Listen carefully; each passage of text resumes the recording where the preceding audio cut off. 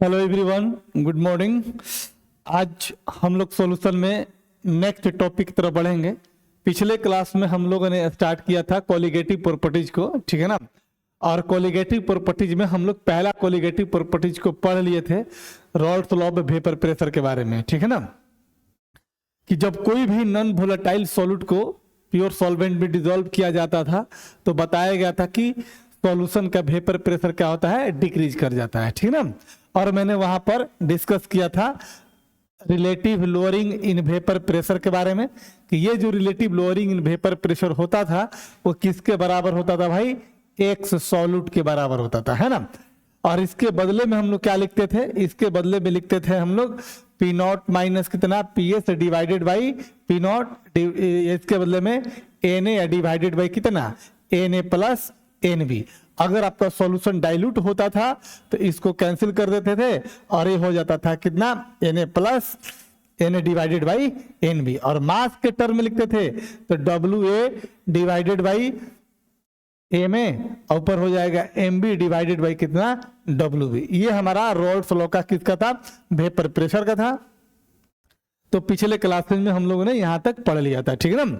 आज जो हम लोग पढ़ने वाले हैं, ठीक है ना, आज का जो टॉपिक है, आज आगे जो हम लोग प्रोसीड करेंगे उसमें हमारा सेकेंड कोलिगेटिव प्रॉपर्टीज होगा और जिसका नाम होने वाला है, लिख लेते हैं हम लोग, उसका नाम है एलिवेशन इन बॉइलिंग पॉइंट, है ना। और इसको हम लोग रिप्रेजेंट करेंगे डेल्टा टीवी से। कैसे रिप्रेजेंट करेंगे मेरे भाई, डेल्टा टीवी से। क्या कहता है एलिवेशन इन बॉइलिंग पॉइंट, जरा ध्यान से देखेंगे। एलिवेशन इन बॉइलिंग पॉइंट कहता है कि जब कोई भी नॉन वोलेटाइल या नॉन इलेक्ट्रोलाइट सॉल्यूट को जब किसी सॉल्वेंट में डिसॉल्व करते हैं तो कहता है कि सॉल्यूशन का बॉइलिंग पॉइंट जो होता है वो इंक्रीज कर जाता है। क्या होता है, सॉल्यूशन का बॉइलिंग पॉइंट इंक्रीज कर जाता है, ठीक है ना। ये हमारे पास कोई कंटेनर है, कोई बीकर है और इसमें जो है हमारा क्या है भाई, कोई पहले से सॉल्वेंट प्रेजेंट है। और यहां पर हम कोई भी नॉन वोलेटाइल, ये क्या है नॉन वोलेटाइल, आपको नॉन वोलेटाइल लिखा रहेगा या नॉन इलेक्ट्रोलाइट लिखा रहेगा, ध्यान देना है।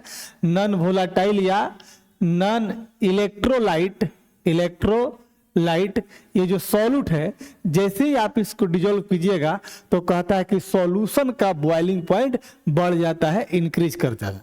अब लड़का सोचेगा कि भाई सॉल्यूशन क्यों बोल रहे हैं, सॉल्वेंट में डाल रहे हैं। अरे भैया, जब जैसे ही ये सॉल्यूट इसके कांटेक्ट में आ जाएगा तो सॉल्यूट और सॉल्वेंट मिलकर क्या बन जाएंगे, सॉल्यूशन बन जाएंगे। तो कोई भी नॉन वोलेटाइल सॉल्यूट को जब किसी प्योर सॉल्वेंट में डिसॉल्व करते हैं तो सॉल्यूशन का बॉइलिंग पॉइंट इंक्रीज कर जाता है। किसके तुलना में इंक्रीज करेगा भाई, इस सॉल्वेंट के तुलना में इंक्रीज करेगा। मतलब सॉल्वेंट का बॉइलिंग पॉइंट पहले से कुछ होगा, जैसे मान लिया टीबी नॉट है और ये जो सॉल्यूशन बन गया तो इसका बॉइलिंग पॉइंट कितना हो गया भाई, ये मान लिया टीबी मान लिया।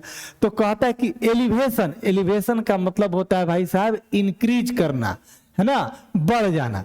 तो जब कोई भी नॉन वोलेटाइल सॉल्यूट को किसी प्योर सॉल्वेंट में डिसॉल्व करते हैं तो सॉल्यूशन का बॉइलिंग पॉइंट इंक्रीज करता है। कितना से इंक्रीज करेगा उसी को क्या बोलते हैं हम लोग, एलिवेशन इन बॉइलिंग पॉइंट बोलते हैं। मतलब सीधी सीधी बात बोल सकते हैं कि सर अगर बॉइलिंग पॉइंट ऑफ सॉल्यूशन में से सॉल्वेंट के बॉइलिंग पॉइंट को अगर घटा लिया जाए तो ये पता चल जाएगा कि कितना इंक्रीज किया, है ना। और जो इंक्रीज करेगा बीपी उसी को क्या बोलेंगे, एलिवेशन इन बॉइलिंग पॉइंट बोलेंगे। क्लियर। चलिए, अब कोई कहेगा ये बात कि सर कैसे बॉइलिंग पॉइंट सॉल्यूशन के इंक्रीज कर जाएगा, तो पिछला क्लास में हम लोग पढ़े थे, याद कीजिए कि जब कोई भी नॉन वोलेटाइल सॉल्यूट को डिसॉल्व करते हैं तो सॉल्यूशन का वेपर प्रेशर डिक्रीज कर जाता था। और आपको पता है वेपर प्रेशर बॉइलिंग पॉइंट के इनवर्सली प्रोपोर्शनल होता है। तो अगर भाई वेपर प्रेशर डिक्रीज किया तो बॉइलिंग पॉइंट क्या करेगा, बढ़ जाएगा। क्लियर है ना। चलो लिख लेते हैं, ज्यादा डिटेल ज्यादा डिस्कस नहीं किया जाएगा। आपको पता है कि हम लोग पढ़ रहे हैं क्रैश कोर्स, ठीक है ना।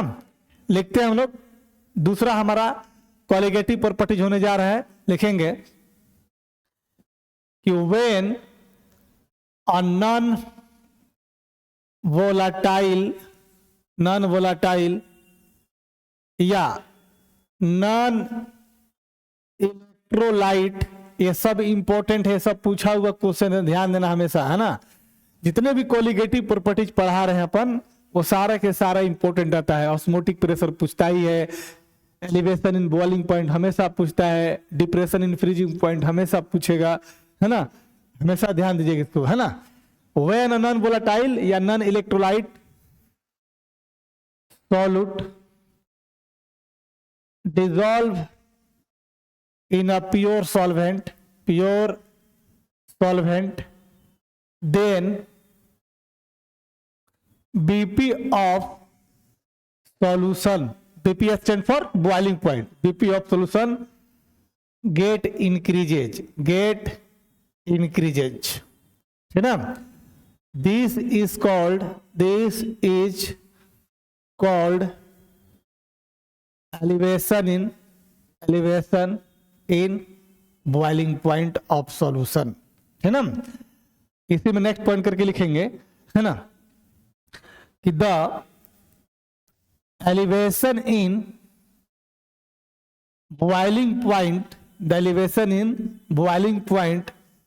is equal to the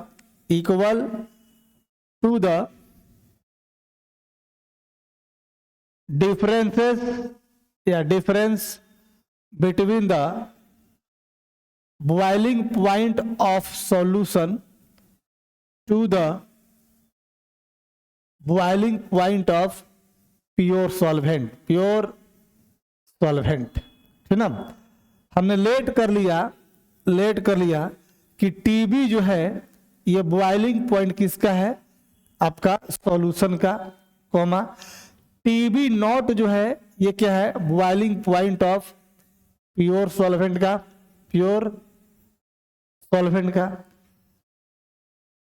इसीलिए हम बोल सकते हैं एलिवेशन इन जो बीपी होगा, लिख सकते हैं BP of solution minus BP of क्या बाबू, सॉल्वेंट। और एलिवेशन इन बॉइलिंग पॉइंट को डेल्टा टीबी से रिप्रेजेंट करते थे, और बीपी ऑफ सॉल्यूशन को टीबी और इसको टीबी नॉट से।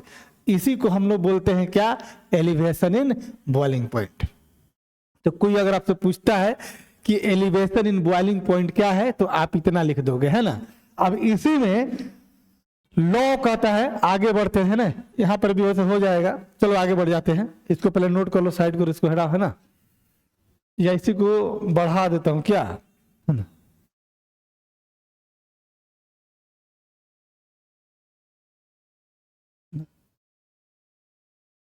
अरे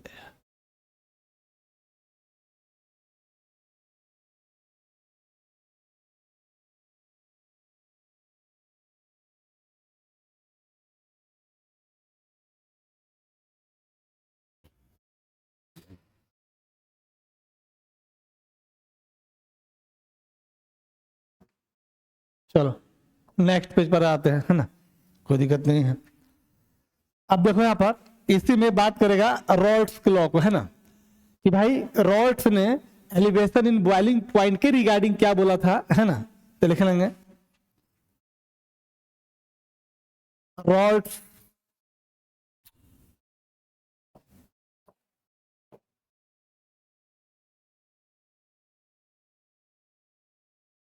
रॉल्ट्स law for elevation in boiling point, है ना। तो Raoult's law elevation in boiling point में क्या बोला था, जरा ध्यान दीजिए। ये कहता है क्या, है ना, कि सर किसी भी सॉल्यूशन का जो एलिवेशन इन बॉइलिंग पॉइंट होगा सर, डेल्टा टीवी जो होगा वो डायरेक्टली प्रोपोर्शनल होता है किसके, मोलालिटी ऑफ सॉल्यूशन के, है ना। मतलब कि अगर कोई सॉल्यूशन है ना, कोई सॉल्यूशन है ना, और इस सॉल्यूशन का डेल्टा टीवी जो है एलिवेशन इन बॉइलिंग पॉइंट, और इस सॉल्यूशन का मोलालिटी जो है क्या है, स्मॉल एम है। तो रूल कहता है, रॉल्ट्स के नियम क्या कहता है, ध्यान दीजिए कि इट स्टेट दैट, है ना, या ऐसे कर दो,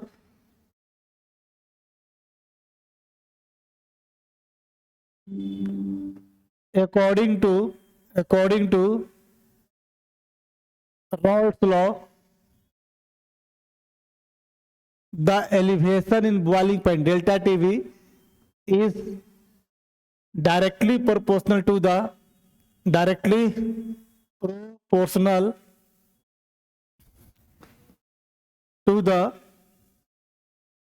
molality of solution. That is delta TV directly proportional to molality हो जाएगा, और डेल्टा टीवी बराबर कितना, के बी इंटू कितना मेरे भाई, स्मॉल एम। ठीक ना।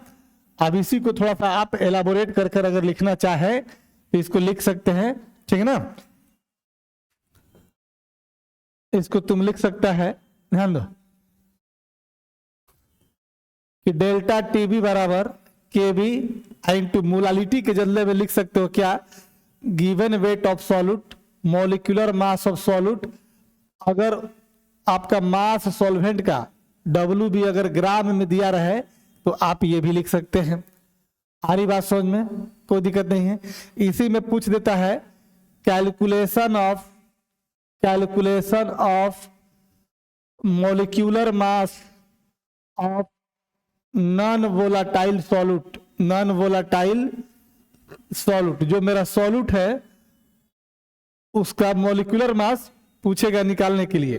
तो उसके लिए क्या करेंगे, देख लो, ये हमारा मॉलिक्यूलर मास था सॉल्यूट का, इसको उठा करके यहां ले जाएंगे, इसको उठा करके यहां पे ले जाएंगे, यानी कि मॉलिक्यूलर मास इक्वल टू हो जाएगा कितना भाई, के बी इंटू डब्ल्यू ए ग्राम में होना चाहिए, ऊपर में 1000 डिवाइडेड बाई डेल्टा टीवी तुम्हारा नीचे आ जाएगा, ये चला गया इसके पास, ये चला गया इसके पास, इंटू कितना हो जाएगा, डब्ल्यू बी ये ग्राम में।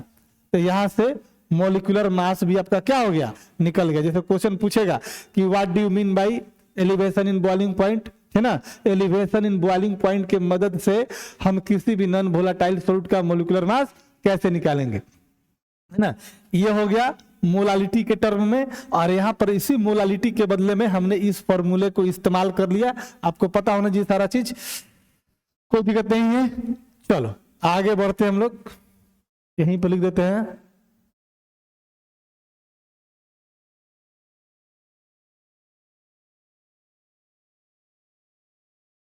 देखो इधर क्या क्या टर्म है इसमें, तो देखो यहां पर वेयर के भी क्या है भाई, इसको बोलते हैं मोलल एलिवेशन कांस्टेंट बोलते हैं, है ना, या इसी को यूबिलियो स्कोपिक कांस्टेंट कहा जाता है। ठीक है ना। सबसे पहला चीज केबी का यूनिट क्या हो जाता है भाई, तो केबी का यूनिट देखो यहां पर हम जानते हैं कि डेल्टा टीबी बराबर केबी इंटू एम, ठीक ना। तो केबी बराबर कितना हो जाएगा, डेल्टा टीबी बाई मोलालिटी, और ये तो टेम्परेचर है ना, तो टेम्परेचर है तो भाई टेम्परेचर का यूनिट क्या होता है, केल्विन। अब मोलालिटी का यूनिट कितना होता है, मोल पर कितना होता है, केजी। इसलिए अगर हम यूनिट की बात करें, इसका किसके यूनिट की बात करें, है ना, यूनिट की अगर हम बात करें इसका, है ना, तो फाइनल यूनिट कितना आ जाएगा भाई, तो यूनिट ऑफ केबी जो निकल कर आया ये हो जाएगा केल्विन, है ना, अब बटा में मोल पर केजी, तो केल्विन मोल पर केजी, तो इसको लिख सकते हैं कितना, केल्विन केजी पर मोल, ये हो जाएगा यूनिट ऑफ केबी। ठीक है ना। यहीं पर देख लेना एक पॉइंट और, है ना, केबी जो होता है कांस्टेंट होता है, क्या होता है बाबू, constant for any particular solvent, किसी भी पार्टिकुलर सॉल्वेंट के लिए केबी का वैल्यू क्या होता है, कांस्टेंट होता है। और ये केबी का वैल्यू केबी फॉर H2O के लिए होता है 0.52 केल्विन केजी पर मोल होता है। ठीक है ना, 52 केल्विन केजी कितना पर मोल होता है। तो न्यूमेरिकल बनाने में ये क्या होगा, आपको ये डेटा दिया रहेगा और नहीं दिया रहेगा अगर कोई डेटा, तो आप हमेशा समझना कि सॉल्वेंट कौन सा, यूनिवर्सल सॉल्वेंट आपका वाटर है, तो वाटर के केस में ये बात चीज याद रखिएगा, मैक्सिमम वाटर दिया रहता है और इसको याद रखना है। तो ये था आपका एलिवेशन इन बॉइलिंग पॉइंट। पहला पूछेगा डिफिनीशन क्या है एलिवेशन इन बॉइलिंग पॉइंट का, रॉल्स लॉ क्या कहता है एलिवेशन इन बॉइलिंग पॉइंट का। तो सीधी सीधी बात है कि जब कोई भी नॉन वोलेटाइल सॉल्यूट को किसी सॉल्वेंट में डिसॉल्व करते हैं तो सॉल्यूशन का बॉइलिंग पॉइंट बढ़ जाता है, इसी प्रोसेस को कहा जाता है एलिवेशन इन बॉइलिंग पॉइंट। ठीक है, मैथमेटिकली अगर डिफाइन किया जाए तो एलिवेशन इन बॉइलिंग पॉइंट जो होता है वो डिफरेंस होता है बॉइलिंग पॉइंट ऑफ सॉल्यूशन का और बॉइलिंग पॉइंट ऑफ सॉल्वेंट का। डेल्टा टीबी बराबर हो गया, निकाल लिया, और वो हमारा किसके बराबर होता है, मोलालिटी के, सॉल्यूशन के मोलालिटी के डायरेक्टली प्रोपोर्शनल, वहां से कुछ कैलकुलेशन होता है। दूसरी बात इसमें पूछेगा कि सर मॉलिक्यूलर मास कैसे निकालेंगे एलिवेशन इन बॉइलिंग पॉइंट का इस्तेमाल करते हुए, तो आपको बता दिया, यहाँ पर फॉर्मूला आपको लिखा गया है और यहाँ पर हमने मॉलिक्यूलर मास भी क्या कर दिया है, यहाँ पर कैलकुलेट कर दिया है। ठीक है ना, ये क्या है आपका भाई, तो मॉलिक्यूलर मास ऑफ क्या है, नॉन वोलाटाइल ये आपका सॉल्यूट है। बाकी सारा टर्म आपको पता है ना। डेल्टा टीबी के बारे में आपको पता है कि डेल्टा टीबी बराबर होता है sir TB minus TB naught. ये क्या था, बॉइलिंग पॉइंट ऑफ सॉल्यूशन, और ये क्या था, बॉइलिंग पॉइंट ऑफ आपका क्या, सॉल्वेंट। और कोई भी सॉल्वेंट अगर नहीं दिया रहे, अगर H2O रहेगा तो H2O का बॉइलिंग पॉइंट कितना होता है, 100 डिग्री सेल्सियस। अगर इसको केल्विन में चेंज करना है तो इसमें 100 प्लस 273 ऐड करना, ये 373 केल्विन हो जाएगा बॉइलिंग पॉइंट। ठीक है ना, चलिए ये हो गया हम लोग का।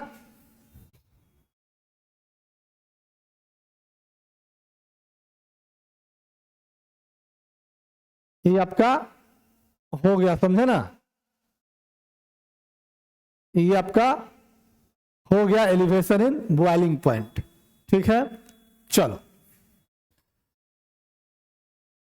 क्लियर है, यहां तक कोई दिक्कत नहीं है। चलिए देख लेना एक बार अपना, है ना। आगे बढ़ते हैं हम लोग, नेक्स्ट पेज में आते हैं हम लोग, है ना। अगला जो कोलिगेटिव प्रॉपर्टीज होने वाला है उसका नाम होता है depression in freezing point. Freezing point को हम एफपीटी लिखेंगे शॉर्ट में, और डिप्रेशन इन फ्रीजिंग पॉइंट को रिप्रेजेंट करेंगे डेल्टा टीएफ से, है ना। ध्यान दीजिए यहां पर उल्टा हो जाएगा, किसके उल्टा हो जाएगा भाई, ये उल्टा हो जाएगा एलिवेशन इन बॉइलिंग पॉइंट का। वहां पर क्या था, सॉल्यूशन के बॉइलिंग पॉइंट में से हम लोग क्या करते थे, सॉल्वेंट के बॉइलिंग पॉइंट को माइनस करते थे। यहां पर उल्टा करेंगे, सॉल्वेंट के फ्रीजिंग पॉइंट में से सॉल्यूशन के फ्रीजिंग पॉइंट को क्या करते हैं, डिक्रीज करते हैं, है ना। तो सीधी सीधी बात है, लिखेंगे यहां पर कि when a non volatile solute dissolve in a pure solvent then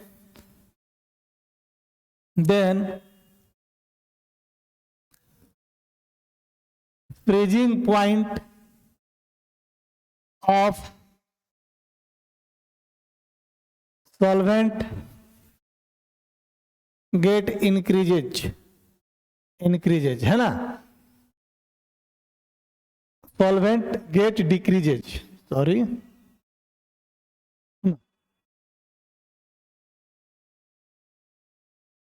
क्या हो जाएगा, इंक्रीज कर जाएगा, है ना।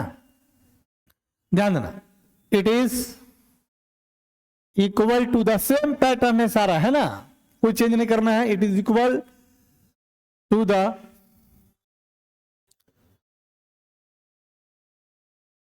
difference of freezing point of pure solvent to the, देखो फ्रीजिंग पॉइंट को शॉर्ट में एफपीटी, फ्रीजिंग पॉइंट को शॉर्ट में मैं एफपीटी लिख दे रहा हूं, ठीक ना। Solvent to the freezing point of solution, mathematically इसको करना होगा तो बोल सकते हैं लेट ना टी एफ जो होगा था फ्रीजिंग पॉइंट ऑफ सॉल्यूशन हो गया, और टी एफ नॉट जो होगा ये फ्रीजिंग पॉइंट ऑफ क्या बाबू सॉल्वेंट हो गया, है ना। इसलिए डेल्टा टी एफ बोले तो डिप्रेशन इन डिप्रेशन का मतलब क्या, डिक्रीज कर देना, कम हो जाना, है ना। एलिवेशन का मतलब इंक्रीज कर देना, बढ़ जाना। तो डेल्टा टी एफ बराबर कितना हो जाएगा, तो हो जाएगा टी एफ नॉट माइनस कितना टी एफ, ठीक है ना। इस तरीके से आप निकाल लेंगे डिप्रेशन इन क्या freezing point.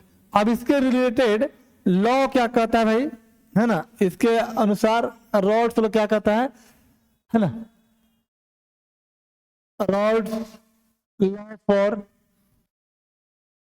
Delta T F, ध्यान दीजिए। ये भी सिमिलरली उसी तरह से रॉल्स लॉ क्या बोलता है कि किसी भी सॉल्यूशन का, ठीक है ना, डिप्रेशन इन फ्रीजिंग पॉइंट जो होगा वो डायरेक्टली प्रोपोर्शनल होता है मोलालिटी ऑफ सॉल्यूशन का। लिखेंगे it is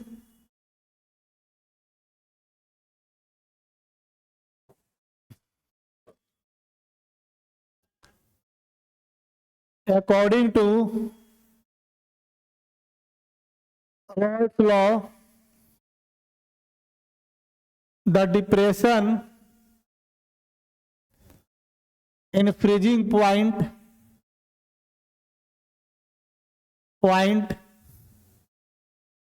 is directly proportional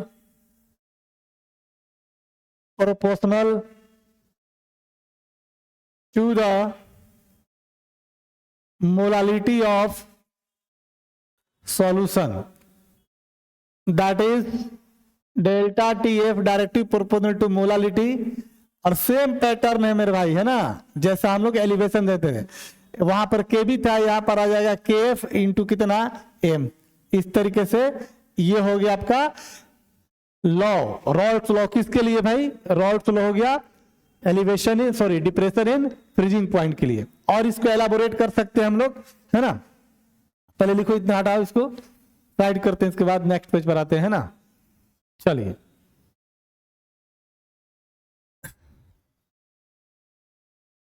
इसी में कर लेता हूं मैं calculation of molecular mass of non volatile solute, ठीक ना।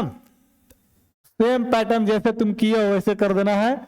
क्या किए भाई, हम लोग जानते हैं सर कि delta T F equal to कितना होता है, के एफ इंटू कितना एम।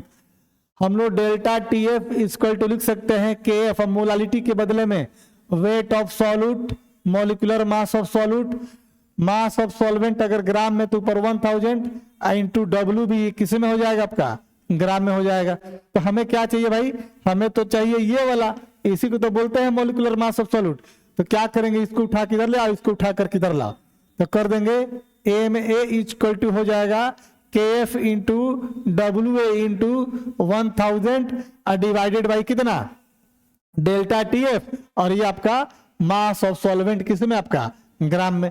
तो इस प्रकार से हमने क्या निकाल लिया भाई, molecular mass of non volatile solute, किसके माध्यम से, डिप्रेशन इन फ्रीजिंग पॉइंट के माध्यम से, ठीक है ना। कोई दिक्कत नहीं है। यहां पर के एफ क्या है, के एफ है आपको, इसको कहते हैं it is called molal depression constant, ठीक ना, या इसी को बोलते हैं क्रायो एस्कोपिक कांस्टेंट, इसको बोलते हैं अपन, ठीक है ना, कोई दिक्कत नहीं है। इसका वैल्यू भी कांस्टेंट होता है, constant for any particular solvent के लिए। और आपका सॉल्वेंट वाटर हो तो लिख सकते हैं पर के एफ किसके लिए, H2O के लिए, तो 1.86 केल्विन केजी पर मोल, है ना। इसका भी यूनिट क्या होता है, वही होता है जो हमारा यूनिट किसका होता था, केवी का होता था। आगे बात समझ में। तो आपसे अगर कोई पूछेगा कि sir depression in freezing point क्या है, तो आपको इस तरह से बता देना। 2 नंबर में पूछेगा तो इतना, 5 नंबर में 2 नंबर का पूछे तो सिर्फ डिफिनीशन लिख देना है, और 5 नंबर में पूछेगा तो डिफिनीशन, डेल्टा टीएफ, फिर उसका रॉल्स का नियम, ये पूरा कर देना है। और यहाँ पर सारा टर्म भी लिखना पड़ेगा कि एस मोल एम क्या है तो मोलालिटी है, के एफ क्या है तो भाई मोलल डिप्रेशन कांस्टेंट है ना, डब्ल्यू ए क्या है तो भाई सॉल्यूट का मास है, एम ए क्या है तो सॉल्यूट का मोलिकुलर मास है, डब्ल्यू बी क्या है तो सॉल्वेंट का गिवन मास है ग्राम में। ठीक है, चलिए ये खत्म हुआ आपका डिप्रेशन इन। अच्छा, यहां पर एक चीज और तुमको पता होना चाहिए कि वाटर का फ्रीजिंग पॉइंट कितना तो बता दो। फ्रीजिंग पॉइंट ऑफ वाटर कितना होता है बोलो? 0 डिग्री। ये होता है कितना भाई? 0 डिग्री सेल्सियस। कितना होता है? 0 डिग्री सेल्सियस है। केल्विन में चेंज करोगे तो 0 + 273 यानी 273 केल्विन। ठीक ना, तो ये भी ध्यान रखिएगा। ठीक है ना, चलो आगे बढ़ते हैं हम लोग। तो 3 कोलिगेटिव प्रॉपर्टीज आपके समाप्त हो गए। नेक्स्ट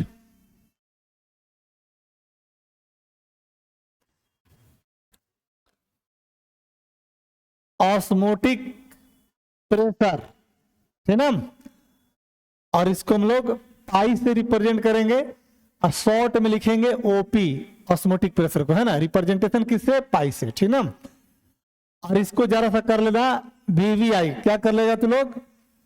वीवीआई है ये। ठीक है ना, मतलब कि हमेशा लगभग हर 1 साल 2 साल बीच करके ये रिपीट करता है। तो ऑस्मोटिक प्रेशर को पढ़ने के लिए कुछ चीजों को समझेंगे पहले, उसके बाद लिखा जाएगा, है ना। तो इसमें सबसे पहला चीज तुमको डिस्कस करना है ऑस्मोसिस के बारे में, है ना। स्टार देकर इस तरह से लिख लेना, है ना।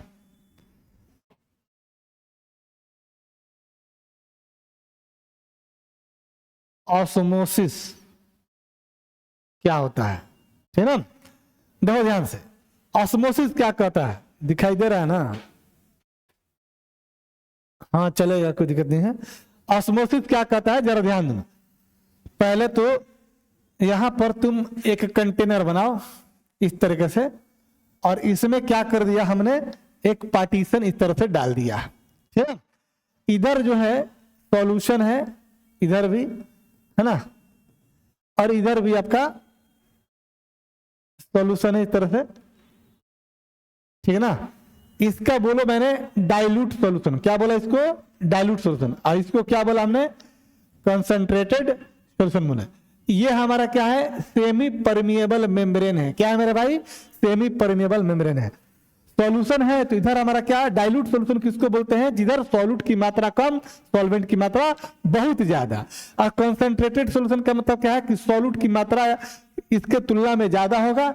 आई बात में कहता है कोई भी अगर इस तरह का आपको इक्विपमेंट सेटअप करके दिया है, ठीक ना, कि 2 अलग अलग कंटेनर है और दोनों के बीच में से पार्टीशन दे दिया गया है, और उस पार्टीशन का नाम क्या होता है? Semi permeable membrane.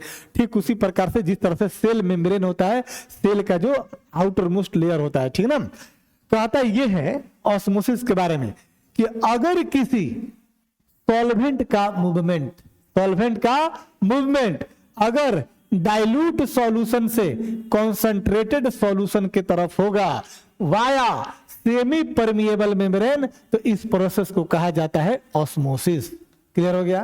पहला डिफिनीशन, कोई भी सॉल्यूशन है ना, 2 सॉल्यूशन, और 2 सॉल्यूशन को किसी पार्टीशन से बांट दिया मैंने, बीच में एक सेमी परमिएबल मेम्ब्रेन लगा दिया, तो कहता है कि अगर प्योर सॉल्वेंट का मूवमेंट किसी भी सॉल्यूशन में, अगर सॉल्वेंट का मूवमेंट डाइल्यूट सॉल्यूशन से कॉन्सेंट्रेटेड सॉल्यूशन की तरफ होगा, तो उस प्रोसेस को क्या बोलेंगे हम लोग?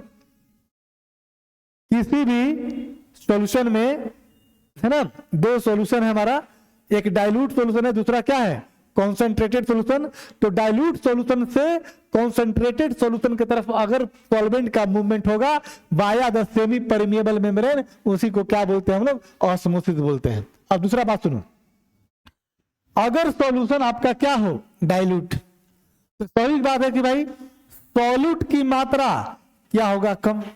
अगर सॉल्यूशन कैसा हो, कॉन्सेंट्रेटेड, तो भाई सॉल्यूट की मात्रा क्या होगा, ज्यादा। हम ऐसे भी बोल सकते हैं, लो सॉल्यूट पोटेंशियल से हाई सॉल्यूट पोटेंशियल की तरफ अगर सॉल्वेंट का मूवमेंट होता है via the semi permeable membrane, उसको भी क्या बोलते हैं, ऑस्मोसिस।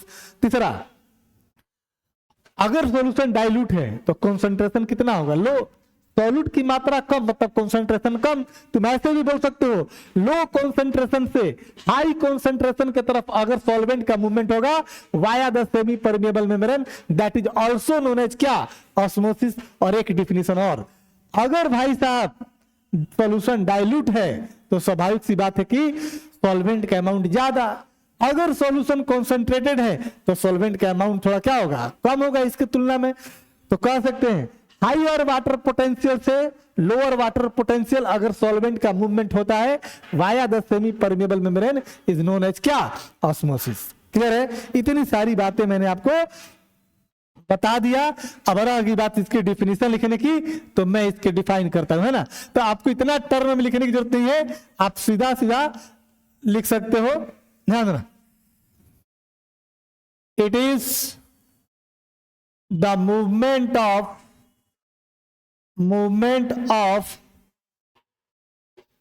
सॉल्वेंट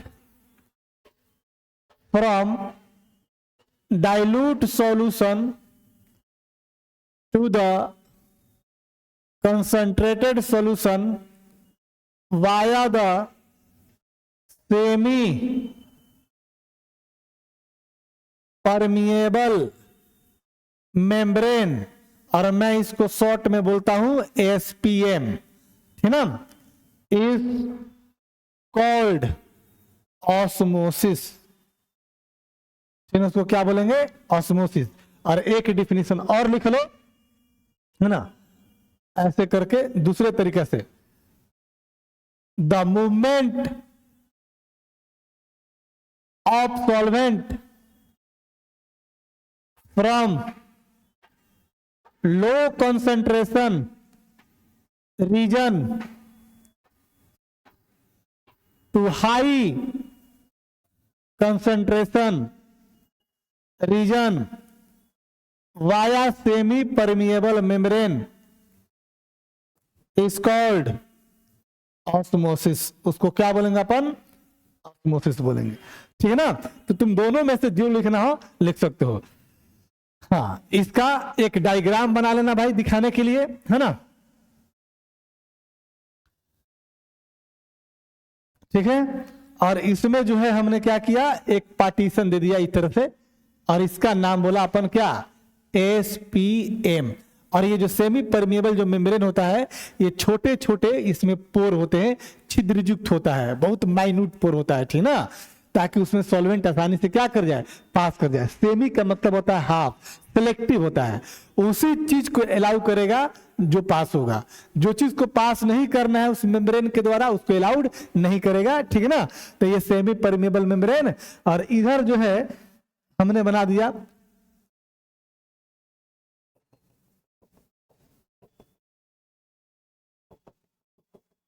ना,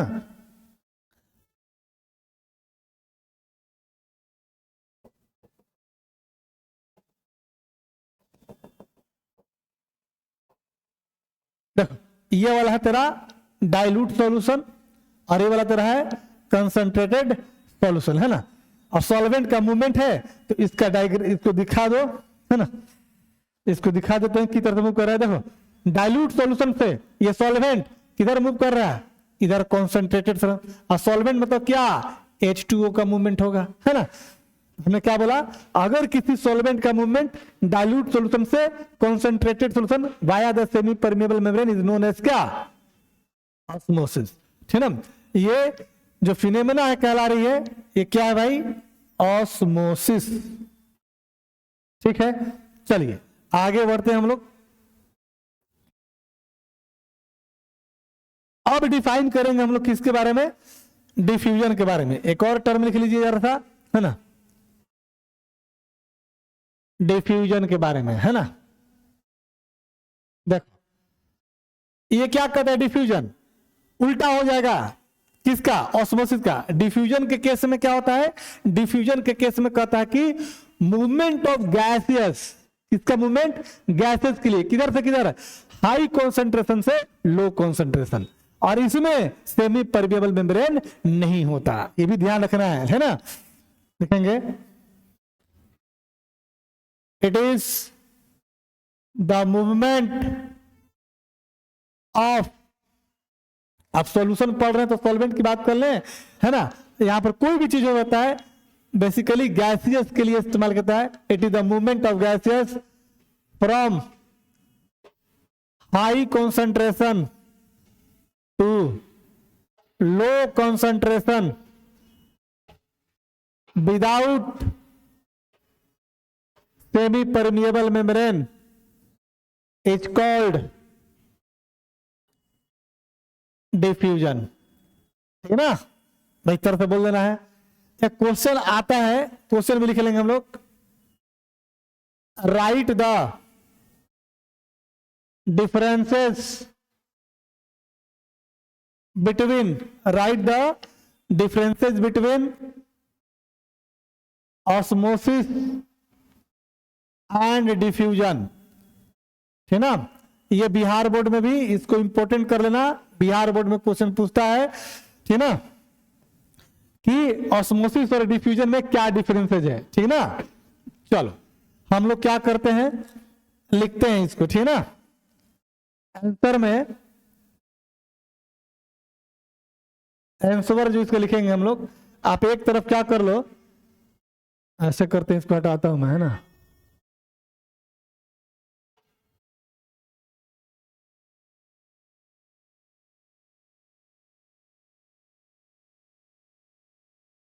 चलो हो गया, यहां पर लिखा जाएगा हम लोग का क्वेश्चन, तो देखिए right the differences between osmosis and क्या, डिफ्यूजन। एक तरफ ऐसा कर लो, एक तरफ लिख लेते हैं अपन ऑस्मोसिस,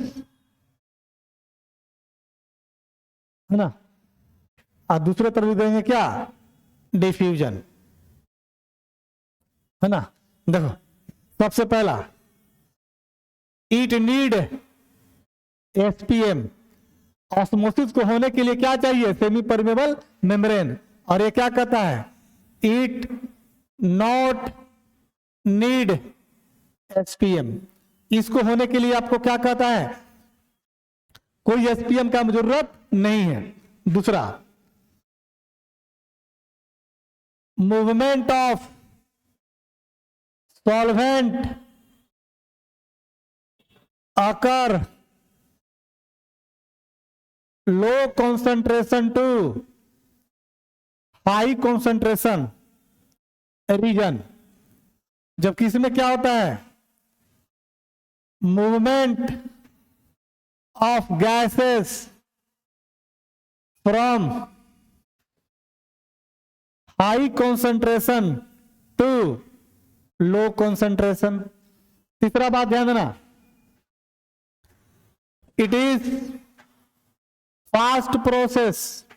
जो ऑस्मोसिस होता है वो क्या होता है बाबू, बहुत फास्ट प्रोसेस होता है, ठीक ना, तेजी से होगा। जबकि डिफ्यूजन क्या होता है, it is very slow process, ये क्या होता है, स्लो प्रोसेस होता है। चौथा पॉइंट लिख लेना, ऑस्मोसिस फिनोमेना को हम रोक सकते हैं, मैन्युअली इसको स्टॉप कर सकते हैं by applying the osmotic pressure, है ना। जबकि डिफ्यूजन को हम मैन्युअली तरीके से रोक नहीं सकते, ये तभी हो सकता है, तभी ये स्टॉप हो सकता है कि जब दोनों साइड का कॉन्सेंट्रेशन क्या हो जाए, बराबर हो जाए, ठीक ना। जैसे कहने का मतलब है कि इस क्लासरूम में हम लोग बना रहे हैं लेक्चर, इसमें एक साइड में खिड़की लगा हुआ है, ठीक ना, बाहर एटमोस्फेरिक प्रेशर क्या है, बहुत ज्यादा है, इधर का क्या है, रूम का क्या है, कम। तो खिड़की खोलेंगे तो बाहर से हवा क्या आएगा, अंदर, और एक समय ऐसा आएगा कि अंदर भी हवा खूब भर जाएगा और बाहर भी हवा खूब है। तो इसके अंदर का प्रेशर और बाहर का प्रेशर जैसे ही बराबर होगा तो हवा का मूवमेंट क्या इधर से उधर नहीं हो पाएगा। मतलब जब तक कंसंट्रेशन ग्रेडियंट डिफर होगा, तभी जाकर के डिफ्यूजन होगा। और डिफ्यूजन को रोकना चाहते हैं तो उसके लिए कॉन्सेंट्रेशन ग्रेडियंट दोनों साइड का क्या होना चाहिए, सेम हो जाएगा, तो डिफ्यूजन ऑटोमेटिकली क्या करेगा, रुक जाएगा। जबकि ऑस्मोसिस अपने आप नहीं रुकेगा, इसको रोकने के लिए हमको मैन्युअली ऑस्मोटिक प्रेशर का अप्लाई करेंगे, तब जाकर क्या करेगा, रुकता है। तो 4 नंबर में क्वेश्चन, 2 नंबर में क्वेश्चन पूछा है राइट द डिफरेंसेस बिटवीन, तो एक तो तुम डिफिनीशन लिख देना पहले डिफिनेशन है, फिर नॉट नीड एसपीएम, ये एसपीएम की जरूरत पड़ती है, इसमें एसपीएम की जरूरत नहीं पड़ती, इसमें लो कॉन्सेंट्रेशन से हाई कॉन्सेंट्रेशन सॉल्वेंट का मूवमेंट, जबकि इसमें हाई कॉन्सेंट्रेशन से लो कॉन्सेंट्रेशन, ये ऑस्मोसिस फास्ट होता है, डिफ्यूजन क्या होता है, स्लो प्रोसेस होता है। और यह ma'am it is manually stopped,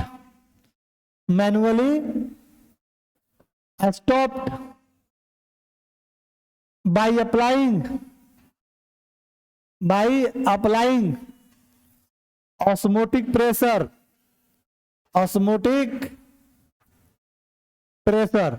जबकि ये चौथा क्या हो जाएगा, it is not manually stopped, इसको मैन्युअली स्टॉप नहीं कर सकते हैं, ठीक है ना। तो ये 4 गो पॉइंट लिखना, 2 नंबर के क्वेश्चन में आपके आ जाएंगे, ठीक है। चलो अब आते हैं फाइनली हम लोग लॉ ऑफ ऑस्मोटिक प्रेशर पर।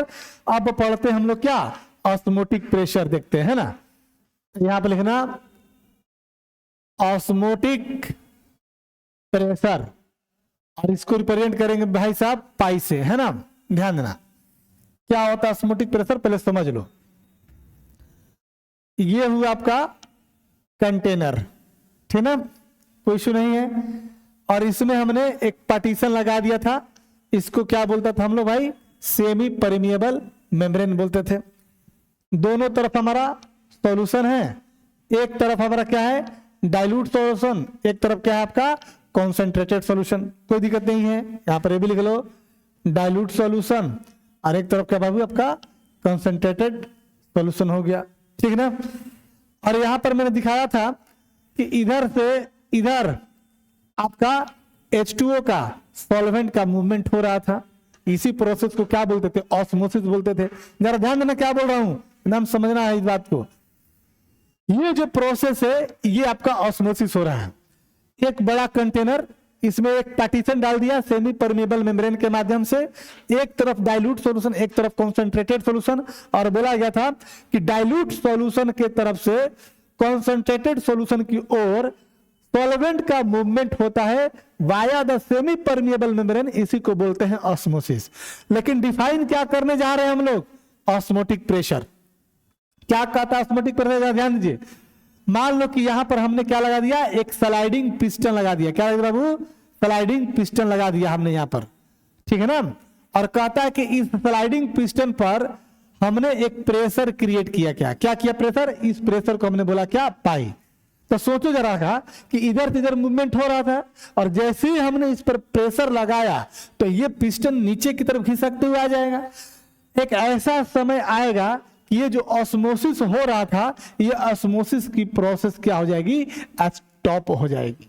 तो हम क्या बोल सकते हैं भाई, देखो हम बोल सकते हैं ऑस्मोटिक प्रेशर के बारे में कि सर ये एक ऐसा प्रेशर है जो कॉन्सेंट्रेटेड सॉल्यूशन के तरफ अप्लाई किया जाता है, और इस प्रेशर की वजह से ऑस्मोसिस की फिनोमेना, ऑस्मोसिस का प्रोसेस यदि रुक जाए, स्टॉप हो जाए, तो उस प्रोसेस को क्या बोलते हैं, उस प्रेशर को क्या बोलते हैं, ऑस्मोटिक प्रेशर बोलेंगे। क्लियर हो गया। तो it is the external pressure that will be applied on the side of concentrated solution to stop the process of osmosis is known as क्या, osmotic pressure। क्लियर हो गया। यह एक एक्सटर्नल प्रेशर है, यह एक ऐसा प्रेशर है जो कॉन्सेंट्रेटेड सॉल्यूशन के साइड अप्लाई करते हैं, जिसकी वजह से होने वाले जो ऑस्मोसिस जो प्रोसेस था, वो ऑस्मोसिस प्रोसेस क्या हो जाए, कैंसिल हो जाए, स्टॉप हो जाए, रुक जाए, उसको हम लोग क्या बोलते हैं, हम लोग ऑस्मोटिक प्रेशर बोलते हैं। यानी कि ऑस्मोसिस को रोकने के लिए जो प्रेशर अप्लाई किया जाएगा at the side of concentrated solution is known as क्या, osmotic pressure. It is the external pressure applied on the side of concentrated solution to stop the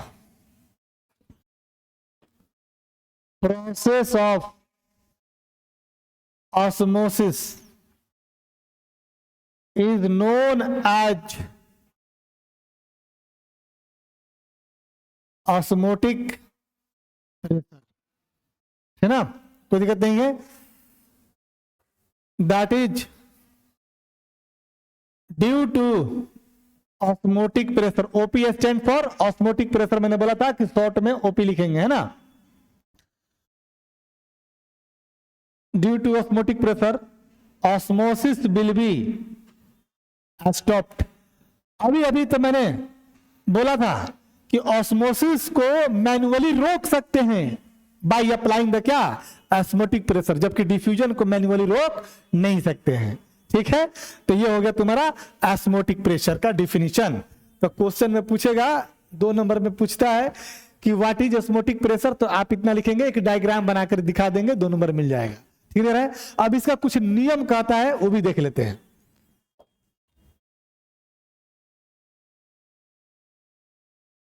law of osmotic pressure, है ना? तो law क्या कहता है? Rods law, इसमें भी बोला है बात को, क्या बोलता है ध्यान देना कि किसी भी सॉल्यूशन में कॉन्सेंट्रेटेड साइड की तरफ ध्यान देना, लिखेंगे the osmotic pressure applied on the concentrated solution is directly proportional to the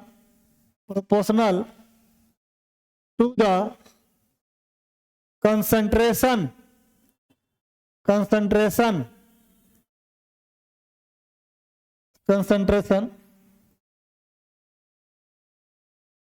as well as absolute temperature, है ना? दैट इज ध्यान देना पाई डायरेक्टली प्रोपोर्शनल टू क्या? सी फॉर कॉन्सेंट्रेशन मतलब मोलारिटी, और इनडायरेक्टली प्रोपोर्शनल टू क्या? टेम्परेचर, है ना? कोई दिक्कत नहीं है।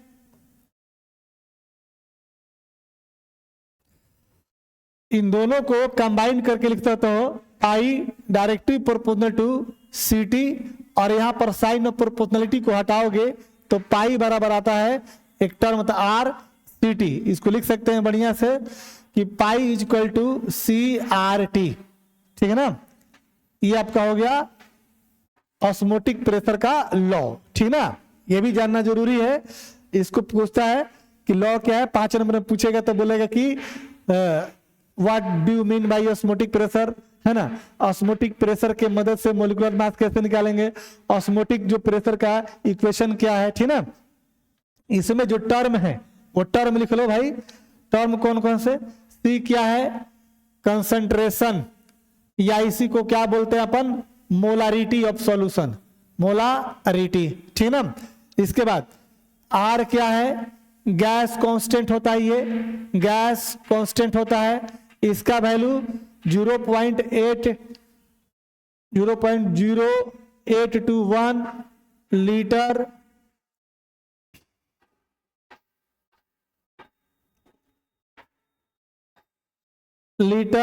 एटीएम पर मोल पर केल्विन होता है। ठीक ना?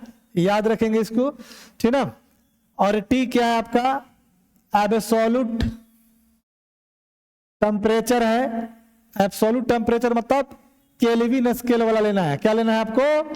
केल्विन स्केल वाला लेना है। ठीक है ना? चलिए आगे बढ़ते हैं हम लोग।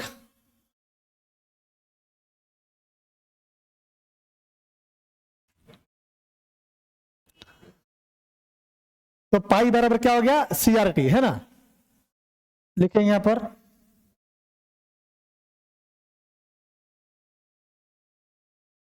Application of osmotic pressure.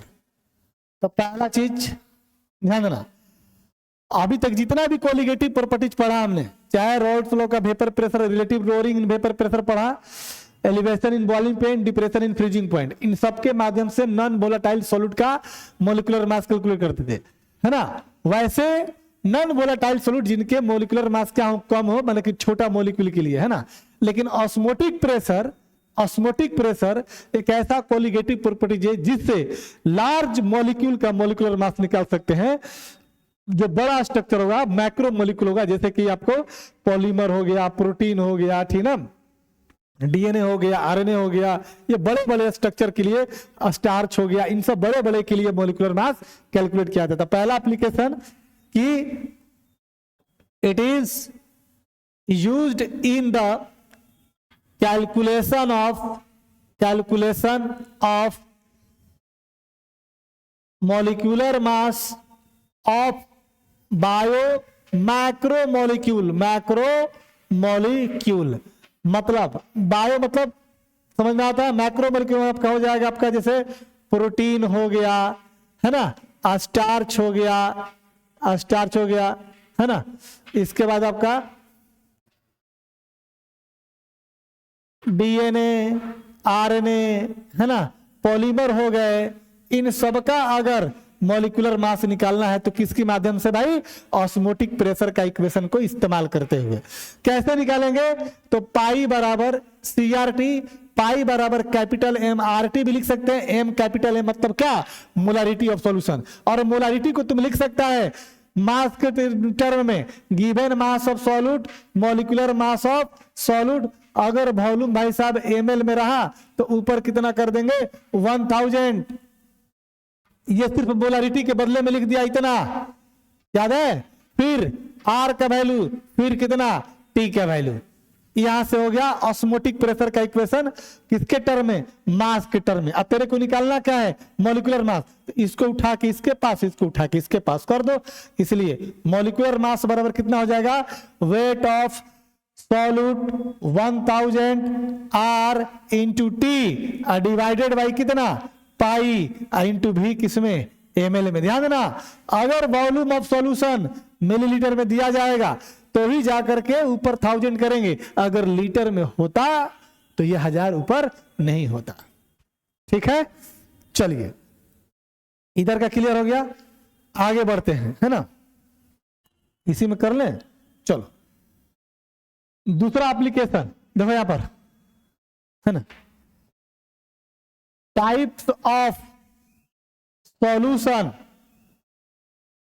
Based on value of osmotic pressure. Osmotic pressure के आधार पर सॉल्यूशन कितने प्रकार के? तो यहां पर भी 3 प्रकार के। कौन कौन? पहला आइसोटोनिक सॉल्यूशन,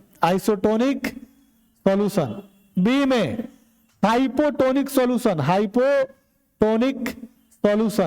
और सी में हाइपरटोनिक सॉल्यूशन। आ गई बात समझ में? तो ध्यान रखना, ये भी यहां से भी ये वाला पॉइंट इंपॉर्टेंट है, क्योंकि पूछा जाता है कि आइसोटोनिक सॉल्यूशन क्या है, हाइपोटोनिक सॉल्यूशन क्या है, और हाइपरटोनिक सॉल्यूशन क्या है। देखते हैं इसको हम लोग, ठीक ना। थोड़ा टाइम देख लेते हैं, टाइम क्या हुआ, है ना। चलिए 10 मिनट और है ना।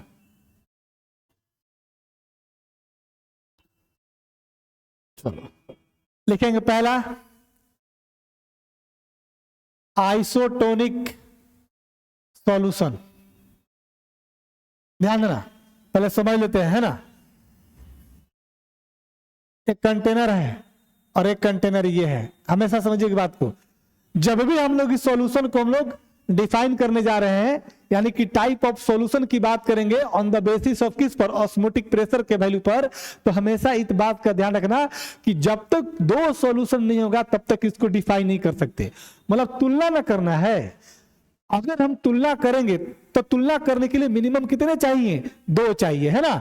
तो आइसोटोनिक सॉल्यूशन को या किसी भी प्रकार के जो सॉल्यूशन को हम लोग डिफाइन कर रहे हैं, चाहे हाइपरटोनिक हो या हाइपोटोनिक हो चाहे फिर आइसोटोनिक हो, तो उसके लिए क्या कहता है, ध्यान है, 2 सॉल्यूशन ले लिया, ये पहला सॉल्यूशन, ये दूसरा सॉल्यूशन, ठीक है, ये फर्स्ट सॉल्यूशन लिया, ये सेकेंड सॉल्यूशन हो गया मेरा, और कहता यह है कि सर इसका ऑस्मोटिक प्रेशर पाई 1 है और इसका ऑस्मोटिक प्रेशर कितना है, पाई 2 है।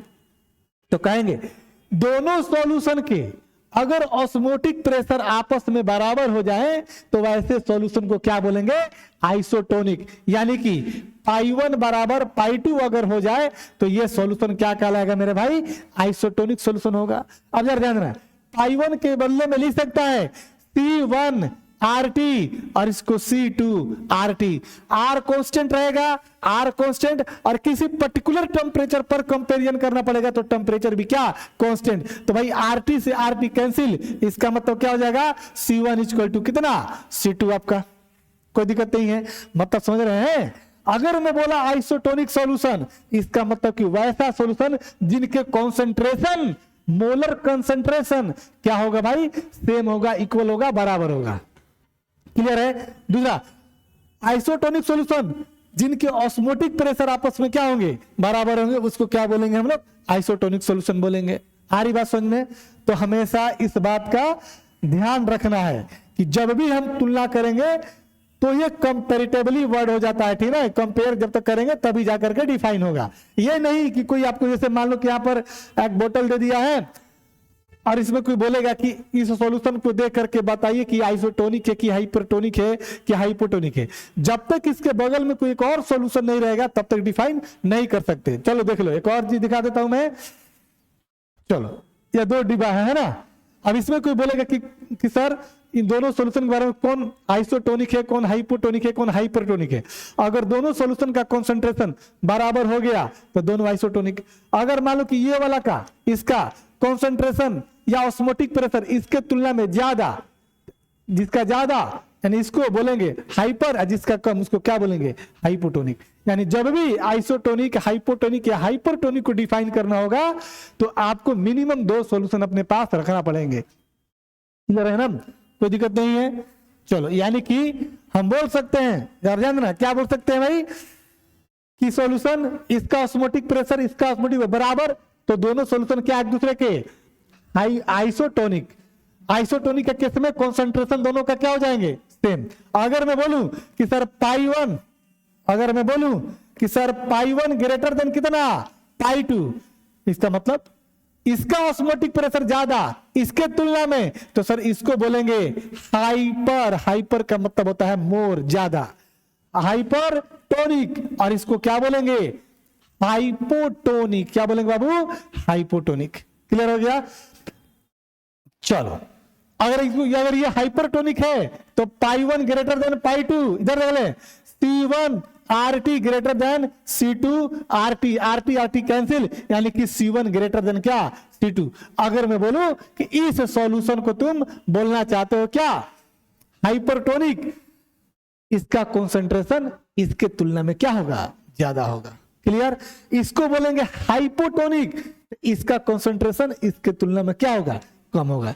C2 लेस देन क्या, C1। चलिए, अब मेरे ख्याल से लगता है कि अब ज्यादा बोलने की जरूरत नहीं है, आप समझ जाएंगे बस, है ना। और सबसे ज्यादा आपसे पूछता है क्या, आइसोटोनिक के बारे में, है ना। एक बार पूछा था कि आइसोटोनिक, हाइपरटोनिक, हाइपोटोनिक को डिफाइन करें। जनरली ऑब्जेक्टिव क्वेश्चन पूछता है कि अगर 2 सॉल्यूशन आइसोटोनिक है तो क्या सेम रहेगा, तो उनके concentration, that is molar concentration, लिख लेंगे यहां पर, है ना। If both solution has same value of osmotic pressure, then it is called isotonic solution। ध्यान देना, पाई 1 बराबर कितना, पाई 2, C1 RT बराबर कितना, C2 RT, RT RT cancel, यानी कि C1 बराबर कितना, C2। दैट इज क्या बोल सकते हैं, isotonic solution has same molar concentration है ना, उसी प्रकार से। B hypotonic solution. ध्यान देना, हाइपो का मतलब होता है लेस, है ना, यानी क्या होगा, if osmotic pressure of one solution is greater than osmotic pressure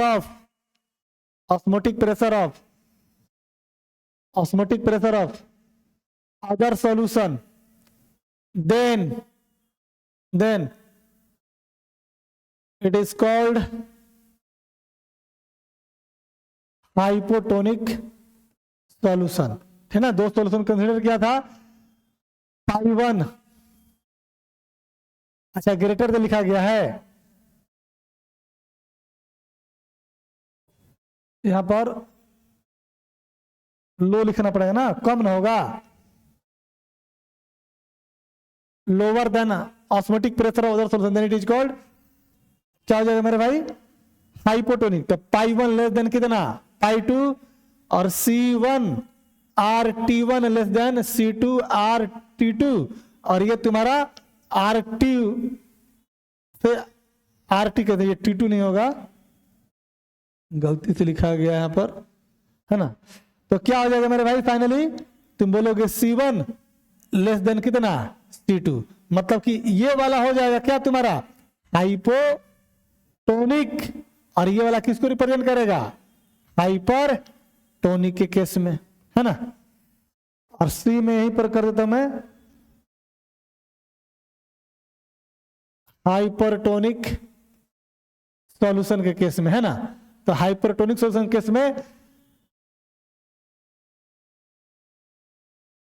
लिख देना सीधी सीधी बात, है ना, क्या लिख देंगे, if pi 1 greater than pi 2, तो क्या बोलेंगे, हाइपरटोनिक सॉल्यूशन, और हाइपरटोनिक सॉल्यूशन लिख देते हैं C1 RT greater than C2 RT, RT से RT कैंसिल, यानी C1 ग्रेटर देन कितना, C2, मतलब क्या हो जाएगा, अगर हाइपरटोनिक सॉल्यूशन है तो उसका कंसंट्रेशन ज्यादा होगा दूसरे की तुलना में, है ना।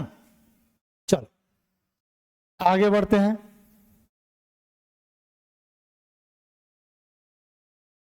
ध्यान देना,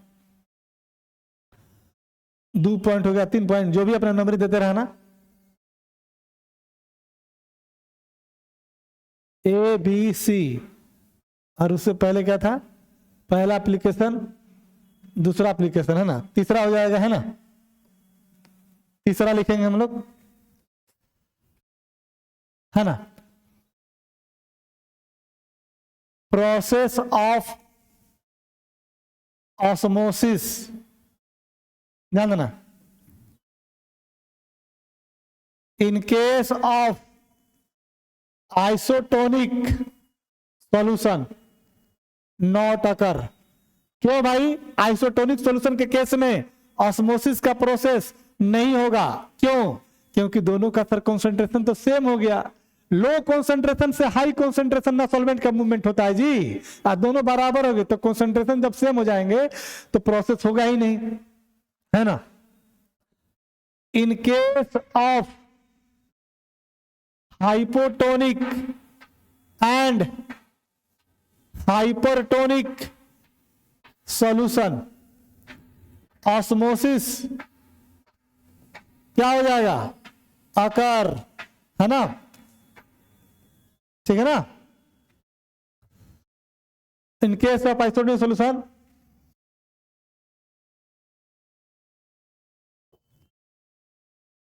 ऑस्मोसिस नॉट अकर, ठीक ना, याद रहेगा। जबकि हाइपोटोनिक के केस में और हाइपरटोनिक के केस में ऑस्मोसिस क्या होगा, होगा। क्लियर हो गया। चल, ये था एप्लीकेशन, और एक पॉइंट और पढ़ लेते हैं, इसके बाद ये खत्म ही हो जाएगा। चौथा, reverse osmosis. Reverse osmosis RO, ठीक है ना। ध्यान दीजिए, ये क्या कहता है, नाम से ही पता है, रिवर्स मतलब क्या होता है, उल्टा। जरा ध्यान देना, यहां पर मेरा कंटेनर ये लगा दिया, तेरा SPM लगा दिया, इधर तेरा डाइल्यूट सॉल्यूशन, इधर तेरा कॉन्सेंट्रेटेड सॉल्यूशन। हमने क्या किया था कि एक प्रेशर लगाया था पाई, जिसको क्या बोलते थे हम लोग, ऑस्मोटिक प्रेशर। जैसे ऑस्मोटिक प्रेशर लगाया था, ये ऑस्मोसिस का प्रोसेस क्या होता है, रुक गया था। कहता है कि इस ऑस्मोटिक प्रेशर के अलावा एक्स्ट्रा प्रेशर लगाएंगे, जिसकी वजह से ऑस्मोसिस सिर्फ रुकेगा ही नहीं, बल्कि अपना डायरेक्शन भी क्या कर लेगा, चेंज कर देगा। लो कॉन्सेंट्रेशन से हाई कॉन्सेंट्रेशन ज्यादा था तो ऑस्मोसिस, और हाई कॉन्सेंट्रेशन से लो कॉन्सेंट्रेशन अगर सॉल्वेंट का मूवमेंट होगा तो उसको बोलेंगे रिवर्स ऑस्मोसिस। मतलब it is the reverse process of osmosis, ठीक है ना, when extra pressure rather than osmotic pressure applied on concentrated solution, the movement of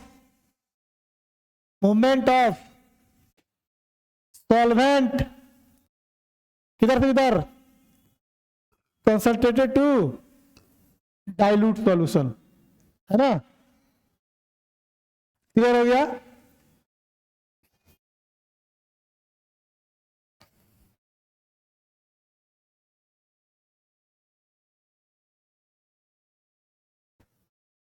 This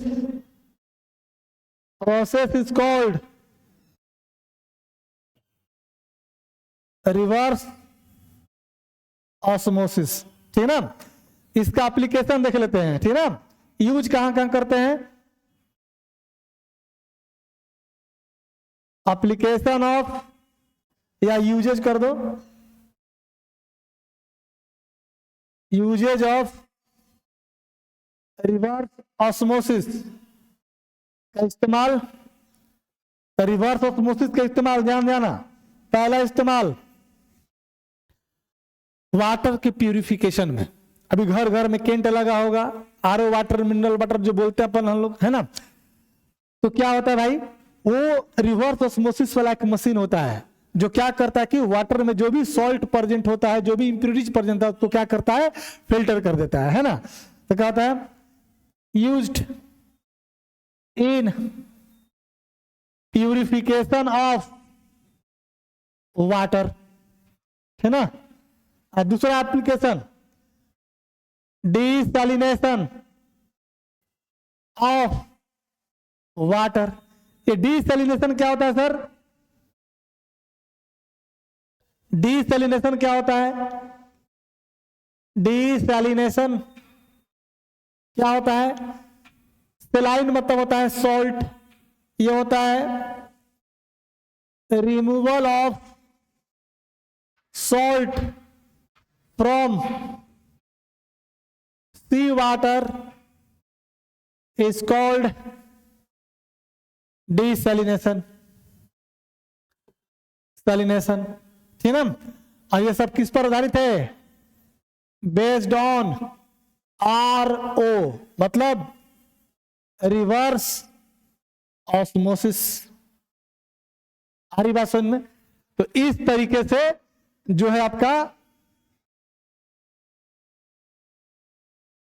इस तरीके से आपका जो टॉपिक है, ये कोलिगेटिव प्रॉपर्टी जो होता है आपका समाप्त होता है।